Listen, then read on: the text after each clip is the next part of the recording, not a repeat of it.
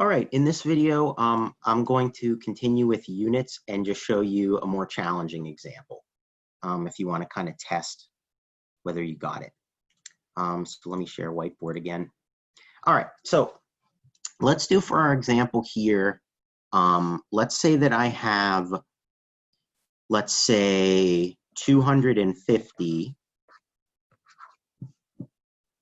Let's actually start at the top corner here because this one might take some space. Let's say I have 250 square inches. Okay. And let's say that I want to convert this value into square miles. How am I going to do that? So this one's a little bit tougher because it's not SI, and it's also a little bit tougher because we're doing square inches to square miles. So how is that square going to get handled? Okay. Now, since the whole point of this is I kind of want to do it without looking up any conversion factors, let me tell you the conversion factors I remember. I do not know the conversion from inches to miles, but I do know 12 inches equals 1 foot. And I also remember that 5280 feet is a mile. So those are the two conversion factors I'll use in this problem.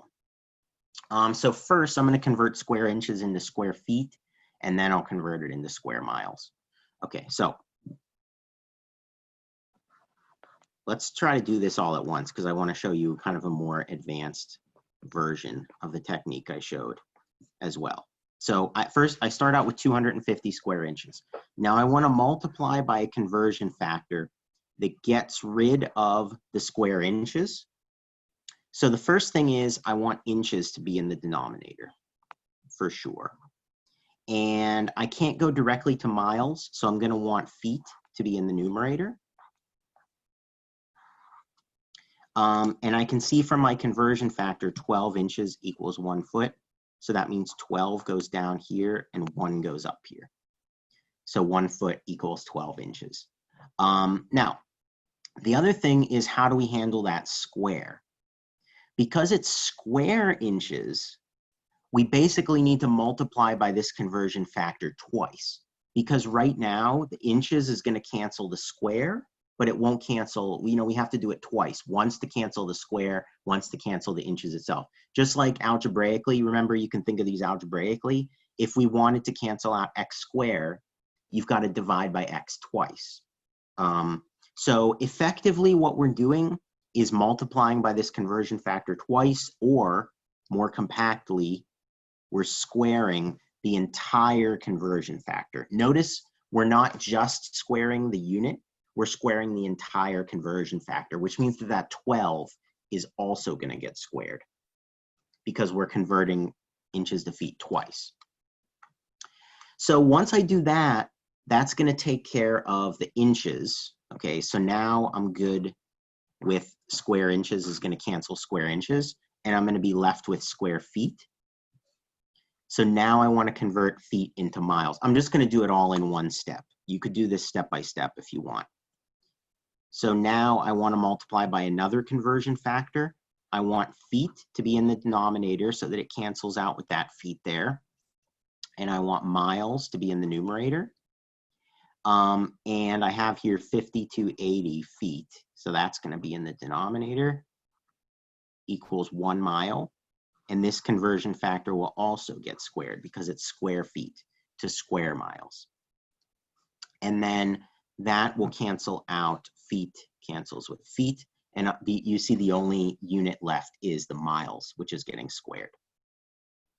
So then that tells me, if I kind of look at this algebraically, I'm going to end up with 250 divided by, remember when you square the parentheses, the square has to get distributed into every single thing. So it's actually 1 squared, feet squared, over 12 squared, inches squared, which means, crucially, the 12 is squared. So it's going to be 250 divided by 12 square, and then divide again by 5280 square, because the same thing happens there as well.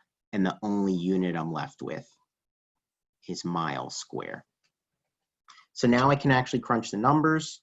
So I've got 250 divided by 12 square divided by 5280 square, and I end up with, oh boy, I should use a better calculator for this. 1, 2, 3, 4, 5, 6, 7, 8.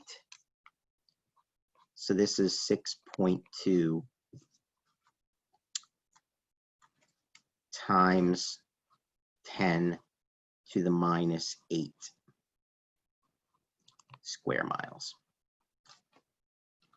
Okay, and it's as simple as that. The key takeaway points here, remember that when you multiply by the conversion factor, you can always tell whether you're multiplying by the conversion factor or dividing by the conversion factor by looking at the algebra and seeing which one needs to be in the numerator and which one needs to be in the denominator to cancel out the unit.